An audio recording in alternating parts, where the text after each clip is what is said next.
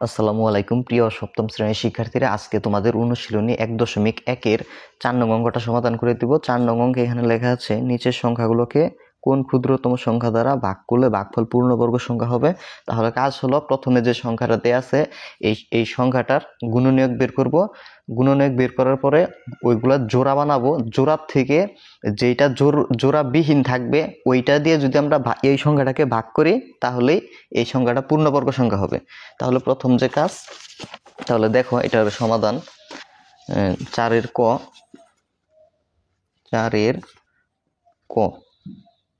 4 নং এর ক, তোমার প্রথম কাজ, যে সংখ্যাটা দেওয়া আছে এই সংখ্যাটা লিখে ফেলবা।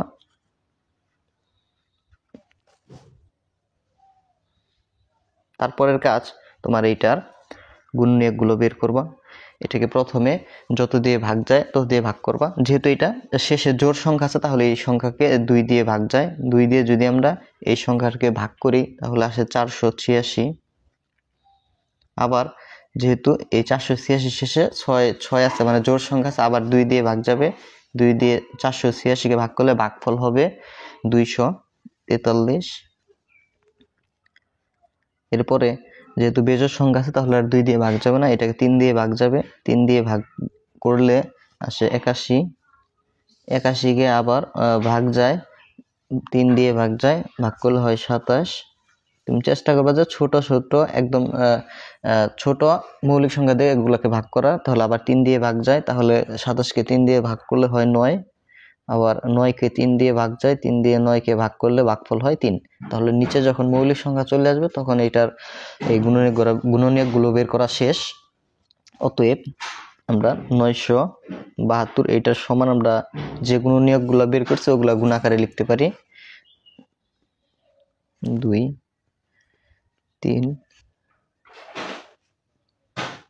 3 পেয়েছি, 5টা। তাহলে এই সংখ্যাগুলো লিখতেছি, গুণ চিহ্ন দিয়ে লিখবা। 1টা 2টা 3টা 4টা, আরেকটা আছে, এই হলো 5টা, এখানে 3 5টা। এরপরে কাজ হলো জোড়া বানাবা। জোড়া বানানোর নিয়ম হলো 2টা করে সংখ্যা নিয়ে ব্র্যাকেট দিয়ে আটকে ফেলবা। এটাই হলো জোড়া হয়ে গেল। আবার 2টা 3 নিয়ে জোড়া বানাবো, আবার এই 2টা 3 নিয়ে। 2টা 3 নেওয়ার পরেও এখানে একটা 3 কি থাকে, জোড়বিহীন থেকে যায়, ওটাকে জোড়া বানাতে পারলাম না। এখন এখানে 3 হলো জোড়বিহীন, এটা এখানে লিখবা যে এখানে 3 জোড়বিহীন।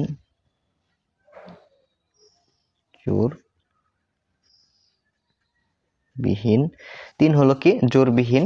তাহলে এই 3 দিয়ে যদি আমি যে সংখ্যাটা দেওয়া আছে 972, এটাকে যদি আমরা ভাগ দিই তাহলে এটা পূর্ণবর্গ সংখ্যা হয়ে যাবে, ওই কথাই লিখবা। অতএব সংখ্যাটিকে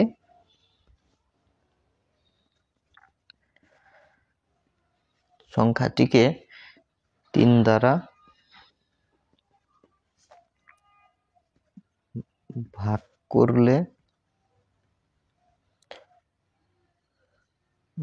করলে যে ভাগফলটা বের হবে ওই ভাগফল হবে কি পূর্ণবর্গ সংখ্যা। ভাগ করলে ভাগফল পূর্ণবর্গ সংখ্যা হবে। ভাগফল পূর্ণবর্গ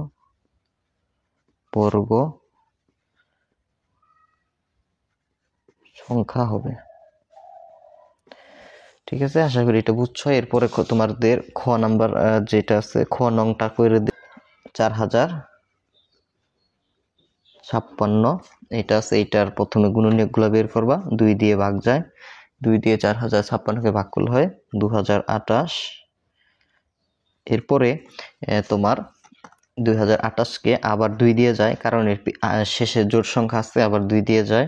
2 দিয়ে ভাগ করলে হবে 1014। আবার 1014কে আবার 2 দিয়ে ভাগ যায়, 2 দিয়ে ভাগ করলে এটা আসবে 507। 507কে এখন আবার 2 দিয়ে তো যাবে না, কারণ শেষে বিজোড় সংখ্যা আছে, 3 দিয়ে যায়। 3 দিয়ে 507কে ভাগ করলে ভাগফল আসে 169। এই 169কে আবার ভাগ যায় হলো তোমার 13 দিয়ে। 13 দিয়ে যদি 169কে ভাগ করি ভাগফল আসে হলো 13। তাহলে নিচে এই যে মৌলিক সংখ্যা আসছে এই পর্যন্ত হিসাব শেষ। গুণনীয়কগুলা বের হয়ে গেল, অতএব লিখে দেবা 4056। এটা সমান যে গুণনীয়কগুলা বের করছে ওইগুলা লিখে দিবা গুণ আকারে। 13 গুণ 13। তারপরে স্টেপে হলো তোমার জোড়া বানাবা। তাহলে আমরা এই যে 2টা 2 নিয়ে একটি জোড়া, আবার এখানে তো জোড়া বানাতে পারলাম না, আবার 2টা 13 আছে তার জন্য আমরা এই 13-র জোড়াটা বানাতে পারলাম। তারপরে এখানে জোড়বিহীন কত 2 আর কত 3। তাহলে আমরা লিখতে পারি যে এখানে 2 গুণন 3, এটা কি 2 গুণন 3 মানে কত 6। 2 গুণন 3 বা 6 হলো জোড়বিহীন।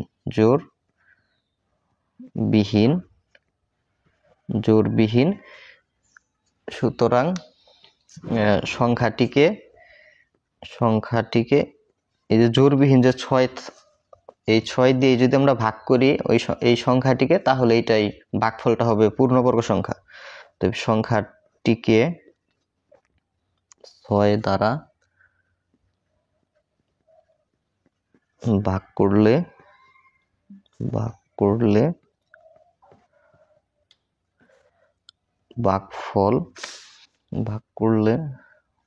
ভাগফল পূর্ণবর্গ সংখ্যা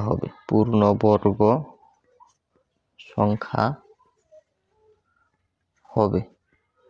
এরপরে আর একটি অঙ্কই আছে, ঘ নাম্বারটা 4 ঘ পর্যন্ত দেওয়া ছিল।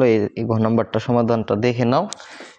এখানে আছে 21952। এইটাকে যদি আমরা এইটার বের করব কি গুণনীয়কগুলা বের করব। যেহেতু লাস্ট শেষে 2 আছে, এর মানে জোড় সংখ্যা আছে, তাহলে 2 দিয়ে এটাকে ভাগ যায়।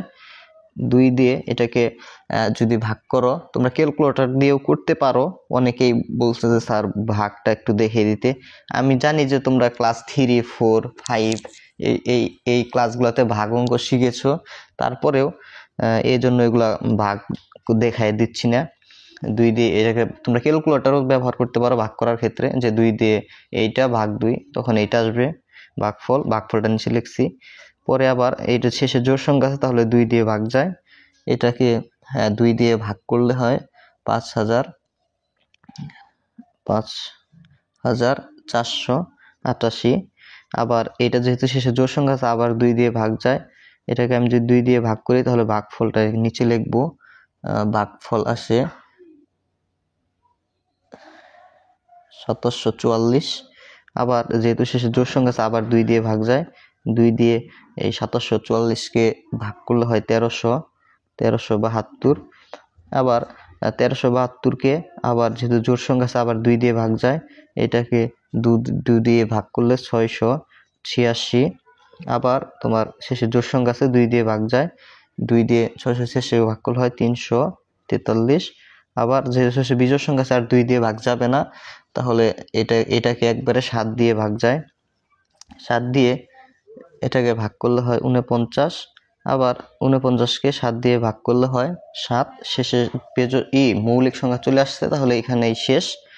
অতএব 21052 সমান আমরা যে মৌলিক গুণনীয়কগুলো বের হয়েছে ওগুলা গুণ চিহ্ন দিয়ে লিখবো। 2 2 2 2 পেয়েছি এখানে 5টা 6টা, তাহলে লিখবো 2 গুণ 2 গুণ 2, 6টা 2 আর গুণ 1 2 3 4 5 6। আচ্ছা 7 পেয়েছি 3টা, 7 গুণ 7। তারপরের কাজ হলো জোড় বানাবা। জোড় 2 আর 2 নিয়ে একটি জোড়, আবার এই 2 আর 2 নিয়ে আরেকটি জোড়, আবার এই 2 নিয়ে আরেকটি জোড়, আর 2টা 7 নিয়ে আরেকটি জোড়, আর অবশিষ্ট একটি 7 থেকে যায়। তাহলে এই যে 7 কি জোড়বিহীন, লিখে দিবে যে এখানে 7 জোড়বিহীন। তারপরের লাইনটা লিখে দিবা যে অতএব সংখ্যাটিকে 7 দ্বারা ভাগ করলে ভাগফল পূর্ণবর্গ সংখ্যা হবে। আশা করি আজকের অঙ্ক সকলে বুঝতে পারছো। বুঝতে পারলে কমেন্ট করে যাবা। এর পরবর্তী ভিডিওতে 5 নং অঙ্কটা সমাধান করে দিব। ধন্যবাদ সকলকে।